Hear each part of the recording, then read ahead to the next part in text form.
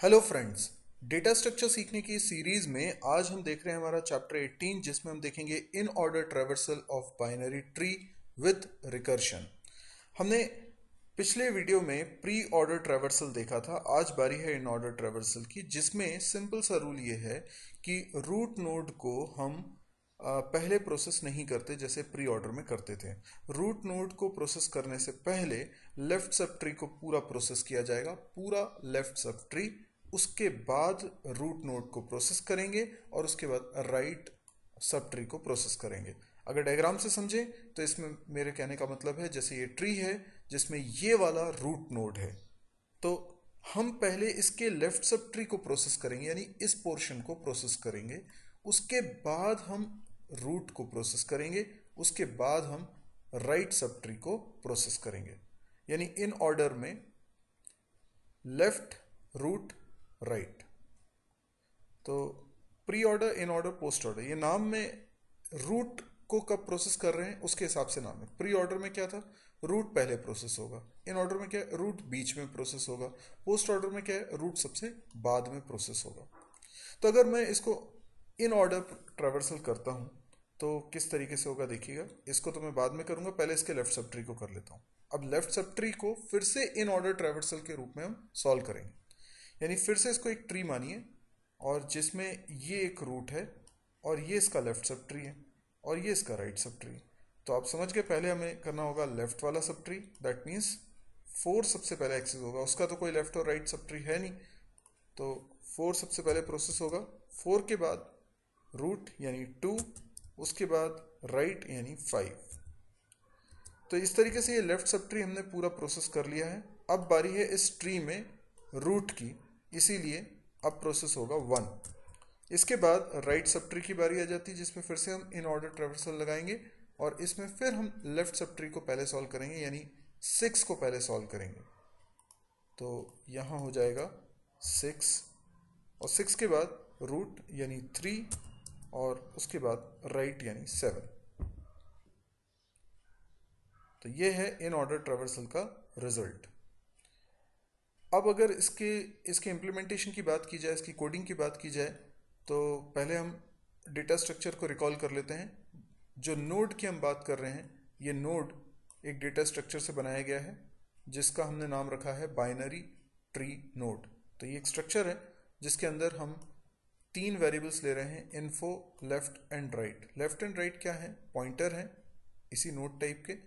तो ये लेफ्ट है, ये राइट है, तो ये दोनों पॉइंटर हैं और ये है इन्फो जिसमें कि हम डेटा रख रहे हैं। तो डेटा स्ट्रक्चर अगर हमको समझ में आया तो अब हम चलते हैं उस फंक्शन की तरफ जिसके थ्रू हम इन ऑर्डर ट्रैवर्सल करेंगे। तो इस फंक्शन को अपना काम करने के लिए क्या चाहिए, ट्री चाहिए। ट्री पूरा नहीं दिया जाता, सिर्फ ट्री के पहले वाले नोड का एड्रेस जो कि इस पॉइंटर में रखा हुआ है, रूट नाम के पॉइंटर में रखा है, बस इसकी वैल्यू दी जाती है। तो यहाँ पर भी हमने एक पॉइंटर बनाया हुआ है और इसका नाम भी हमने रूट रख लिया है।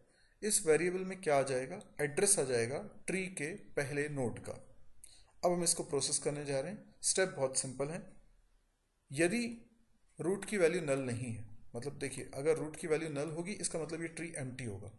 नल नहीं है तो पहले नोड का एड्रेस है।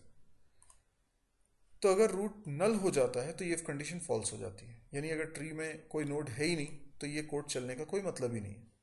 और अगर रूट नल नहीं है तो फिर ये इफ ब्लॉक चलेगा, जिसमें कि 3 सिंपल स्टेप है। पहले लेफ्ट को चलाओ, फिर रूट को प्रोसेस करो, फिर राइट को चलाओ। लेफ्ट क्योंकि अपने आप में एक ट्री है, सब ट्री है, उसको उसको एक्सेस करने के लिए हम फिर से इन ऑर्डर को कॉल कर लेंगे। सॉरी, यहाँ पर प्री ऑर्डर लिखा हुआ था, इन ऑर्डर को हम कॉल कर लेंगे। ठीक है, तो यही एल्गोरिथम अगर दोबारा कॉल हो जाएगी तो एड्रेस क्या पास होगा, रूट एरो लेफ्ट लिखा है, मतलब ये इसमें एड्रेस क्या है, इसमें एड्रेस है इस सब ट्री के रूट नोड का।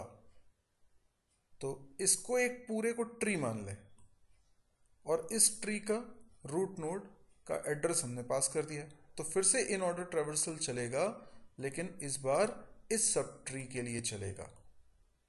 इसी तरीके से रूट को प्रोसेस करेंगे और राइट सब ट्री के रूट नोड का एड्रेस दे देंगे।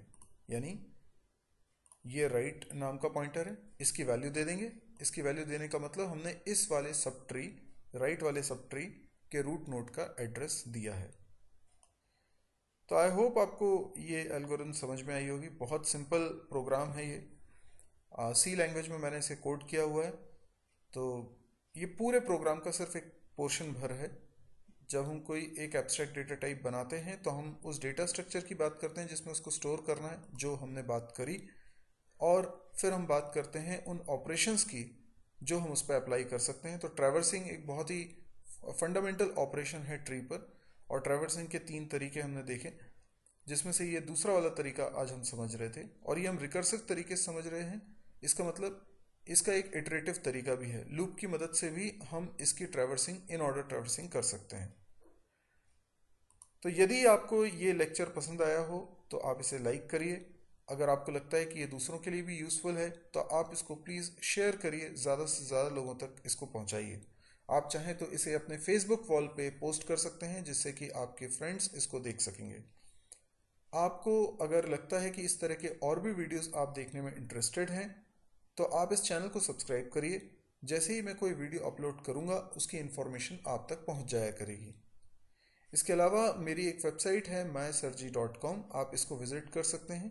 इसमें मेरे बाकी सभी चैनल्स का लिंक भी मौजूद है। यानी वहाँ पर C++, डेटा स्ट्रक्चर, जावा, PHP, इन सभी के लिए यूट्यूब में अलग अलग चैनल्स बनाए हुए हैं, और इनके होम पेज के लिंक्स आपको इस साइट पर मिल जाएंगे। तो अगले लेक्चर तक के लिए थैंक यू।